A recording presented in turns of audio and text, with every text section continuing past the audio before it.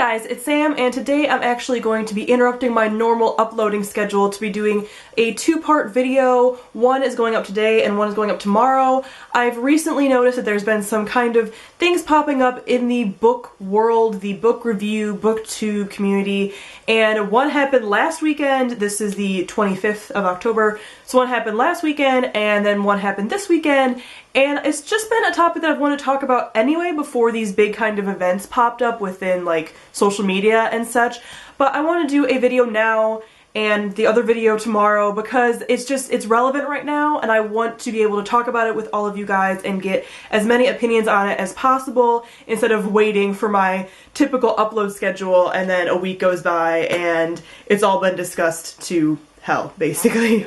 So this is my hope that this gets in and the discussion is still flowing and I'm able to contribute something to this discussion and hopefully, you know, get some talking going. So both of these videos are going to have to do with reviews and discussions about book reviews in general. So this is the first one that I actually was planning on doing since last weekend. For those of you that don't know, it's pretty big, it's been a pretty big topic recently, but there was a big scandal that kind of happened last weekend with the author Kathleen Hale. I will link everything down below. There's Twitter hashtags about it. A lot of authors are being very outspoken about it. A lot of book bloggers are being outspoken about it because it's mostly a book blogger issue, but it affects us too on BookTube because we are book reviewers as well. The condensed version of the story is an author named Kathleen Hale who has a YA novel coming out or is already released.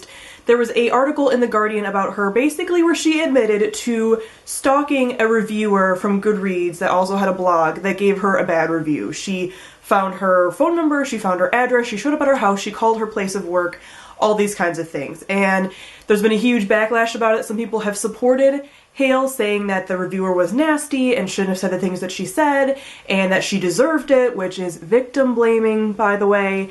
And then there's most people that I've seen, most authors and book bloggers and everybody else has been adamantly against it, saying this is stalking and this is horrible, why would you do that? And this got me really thinking about the fact that I want to do a video about reviews and ratings and how we review and also our relationship with authors on social media and what social media and book reviewing mean to us now since there's so many authors on Goodreads and on Twitter and everything, and how them being able to see our reviews affects our reviews, all of that. So this is what this video is about.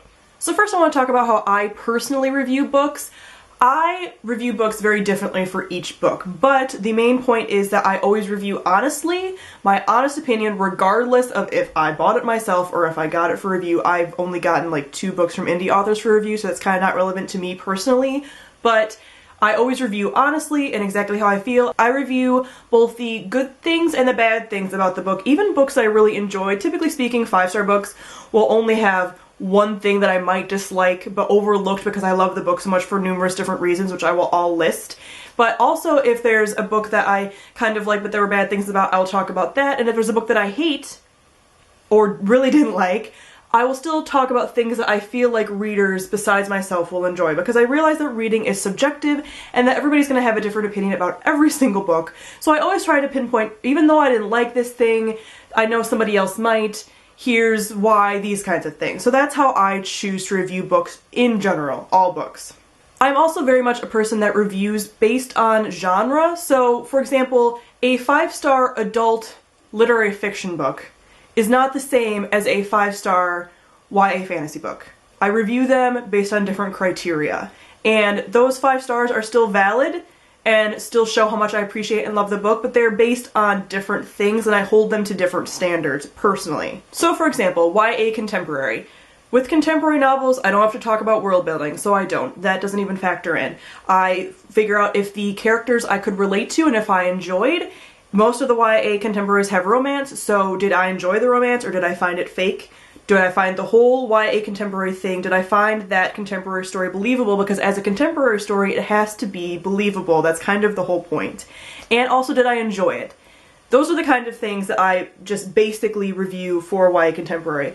The YA contemporary will get additional points if it doesn't just include a romance, if it's diverse, if it has really good relationships outside of the romance, for example, really good side characters such as family members or friends. Those things make it get additional points to add up to possibly a 5-star, possibly 4 3s, etc. I also review a lot of fantasy and sci-fi, both in the adult genre and in the YA genre, and I kind of review those a little similarly. Obviously, the adult books are going to get a little bit harder scrutinization, but they're still being scrutinized on these same kinds of things. So for fantasy and sci-fi, world building. Was there a beautiful world built for me? Was it believable? Were things explained? World building is one of my biggest criticisms for books, especially in the fantasy genre. If there's not good world building, I'm not going to enjoy it as much. So that's something that I really pay attention to. Again, characters. Are the characters believable even though they're in this fantastical setting? Do I relate to them? Do I like them? If I don't like them, is there a reason for not liking them? Was that on purpose, or did the author just not make me like them? If there's a romance in these stories, did it add to the story or did it detract from it? Did I think it was insta-love? Did I hate the romance? Would I have preferred the romance to be gone? Was it original? Obviously, different genres are very, very popular at different times, so was it an original story or did I feel like it was recycled? And again, always, were there fleshed out side characters? Those are the big things. And then for adult books, I tend to look more at different themes, and if those are really executed properly, that kind of thing. So those are just two examples of different genres and how I kind of review those and my different thoughts on them. But again, they're very different. So a 5-star YA contemporary is going to be very different from a adult fantasy. But the point of all this is basically to just be honest. And I think that is the hard part when you start to look at our relationships with authors and social media and Goodreads and all of that. So in talking about the whole Kathleen Hale thing, obviously Goodreads is a very big reviewing platform, and obviously a lot of people are friends and tweet at authors after they've made reviews and that kind of thing. So what does that mean for us now that we are seeing that some authors get violent, get aggressive? What does that mean, and how does that kind of affect our reviewing? So as I said before, I have actually been asked to review books from indie authors. I've never been sent anything from publishers of, Big Penguin, anything like that, and every time that I have been sent something, I have told you guys about it. So as of the filming of this video, I have been asked to look at these two books for review consideration. One of them was a few months ago. I ended up not finishing it, and as such I didn't review it because I didn't finish it, and the medium that it was on, it was an ebook and I don't have an e-reader, so I didn't want to review it because I felt that maybe the medium I was reading it on, since I was reading it on my phone, might have been messing that up and made my experience different, so I chose to not review that one.